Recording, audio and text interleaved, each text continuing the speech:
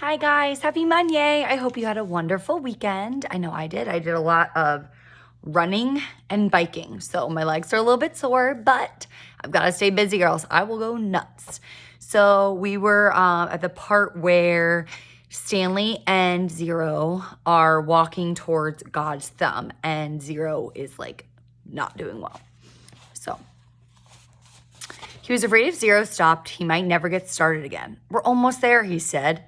He wondered which was closer, Camp Green Lake or Big Thumb. I really have to sit down.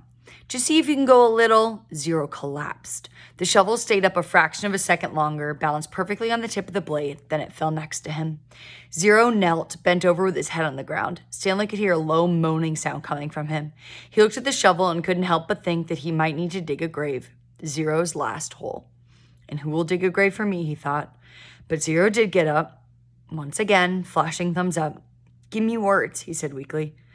It took Stanley a few seconds to realize what he meant. Then he turned around and said, R-U-N. Zero sounded out to himself. Run. Good. F-U-N. Fun.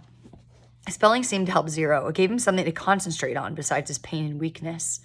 It distracted Stanley as well. The next time he looked up at Big Thumb, it did seem quite closer. They quit spelling words when it hurt too much to talk. Stanley's throat was very dry. He was weak and exhausted, yet as bad as he felt, he knew Zero felt 10 times worse. As long as Zero kept going, he could keep going too. It was possible, he hoped, they didn't get any of the bad bacteria. Zero hadn't been able to unscrew the lid. Maybe the bad germs couldn't get in either. Maybe the bacteria were only in the jars, which easily opened, the ones he was now carrying in his sack. What scared Stanley the most about dying wasn't his actual death. He figured he could handle the pain. It wouldn't be much worse than what he felt now. In fact, maybe at the moment of his death, he'd be too weak to feel pain. Death would be a relief. What worried him the most was the thought of his parents not knowing what happened to him, not knowing whether he was alive or dead. Day after day, month after month, not knowing, living on false hope. For him, at least, it would be over. For his parents, the pain would never end.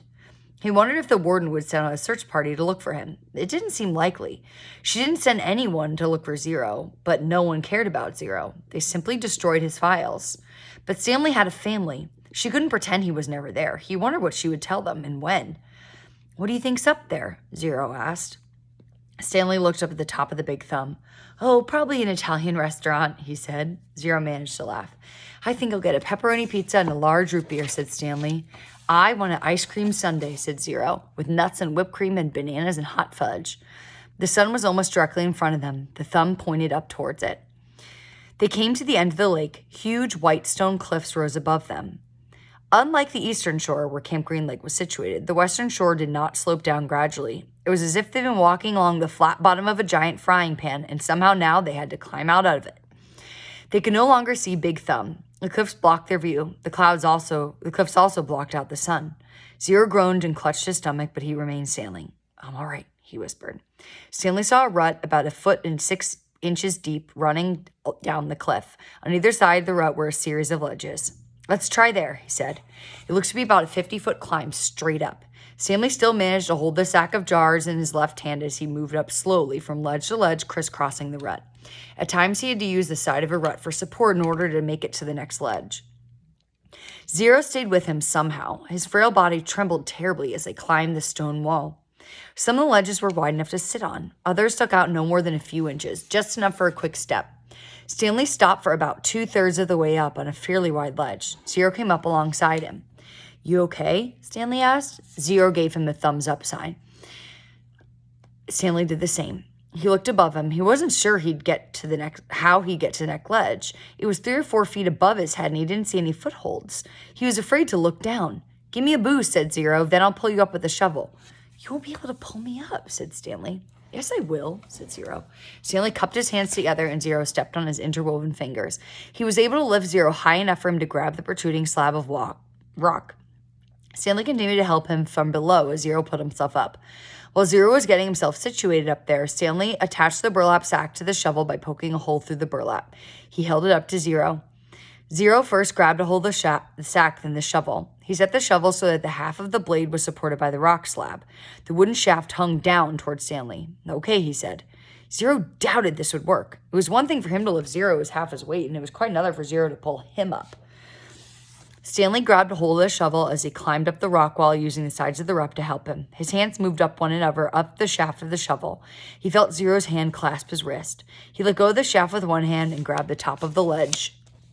He gathered up his strength for a brief second, seemed to defy gravity as he took a quick step up the wall and with Zero's help pulled himself the rest of the way over the ledge. He caught his breath. There was no way he could have done that a few months ago. He noticed a large spot of blood on his wrist. It took him a moment to realize that it was Zero's blood. Zero had deep gashes in both hands. He held onto the metal blade of the shovel, keeping it in place as Stanley climbed. Zero brought his hands to his mouth and sucked up his blood. One of the glass jars had broken in the sack. They decided to save the pieces. They might need to make a knife or something. They rested briefly, then continued on. It was a fairly easy climb the rest of the way. When they reached the flat ground, Stanley looked up to see the sun, a fiery ball balancing on the top of the big thumb. God was twirling a basketball. Soon they were walking in the long, thin shadow of the thumb. "We're almost there," said Stanley. He could see the base of the mountain. Now that they really were almost there, it scared him. Big Thumb was his only hope. If there was no water, no refuge, they'd have nothing, not even hope. There was no exact place where the flat land stopped and the mountain began. The ground got steeper and steeper, and then there was no doubt they were heading up the mountain. Stanley could no longer see Big Thumb. The slope of the mountain was too high.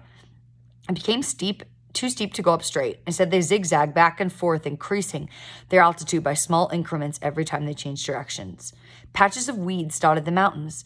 They walked from one patch to another, using the weeds as footholds. As they got higher, the weeds got thicker. Many had thorns, and they had to be careful walking through them.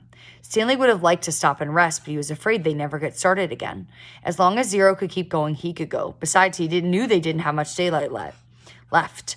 As the sky darkened, bugs began approaching above the weed patches. The swarm of gnats hovered around them, attracted to their sweat. Neither Stanley nor Zero had the strength to try to swat at them. "How are you doing?" Stanley asked. Zero gave a thumbs up. Then he said, "If a gnat lands on me, it will knock me over." Stanley gave him some more words. "B-U-G-S," he said. Stanley concentrated hard, then said, "Boogs?" Stanley laughed. A wide smile went across Zero's sick and weary face as he said, "Bugs," he said. "Good," said Stanley. "Remember, it's a short U if there's no E at the end. Here's a hard one. How about L-U-N-C-H? L. Suddenly, Zero made a horrible wrenching noise as he doubled over and grabbed his stomach. His fair bottle shook violently, and he threw up, emptying his stomach of the sploosh.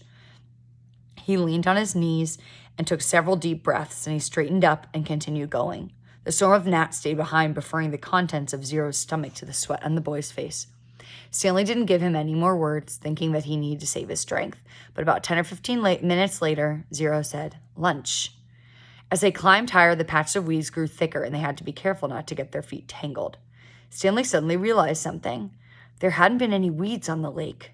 Weeds and bugs? There's got to be water around somewhere. We must be getting close. A wide clown-like smile spread across Zero's face. He flashed his thumbs up side and then fell. He didn't get up. Stanley bent over him. "Come on, Zero," he urged. "We're getting close. Come on, Hector. Weeds and bugs, weeds and boogs." Stanley shook him. "I've already ordered your hot fudge sundae. You said they're making it right now." Zero said nothing. Stanley took a hold of Zero's forearm and pulled him upright. Then he stooped down and let Zero fall over his right shoulder. He stood up, lifting Zero's worn-out body off the ground. He left the shovel and sack of jars behind as he continued up the mountain.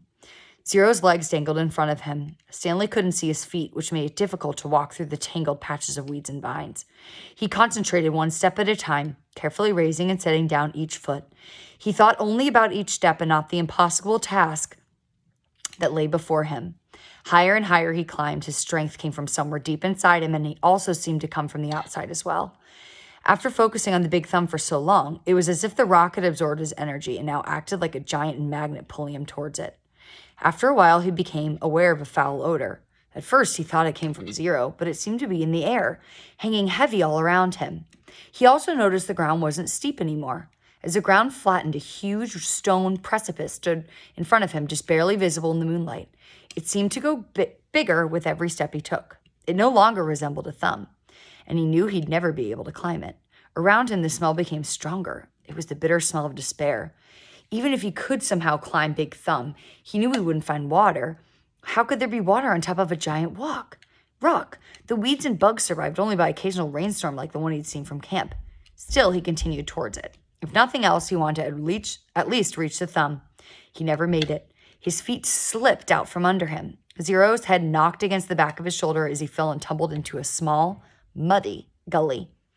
As he lay face down in a muddy ditch, he didn't know if he'd ever get up again. He didn't even know if he'd try. He'd come all this way just to...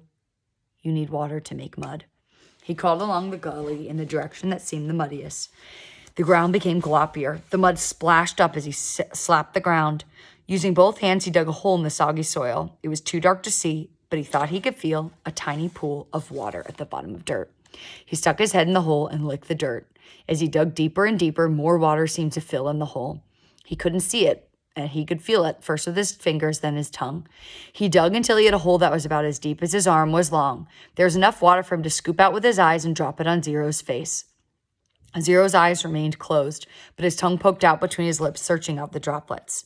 Stanley dragged Zero closer to the hole. He dug, then he scooped some more water and let it pour out of his hands into Zero's mouth.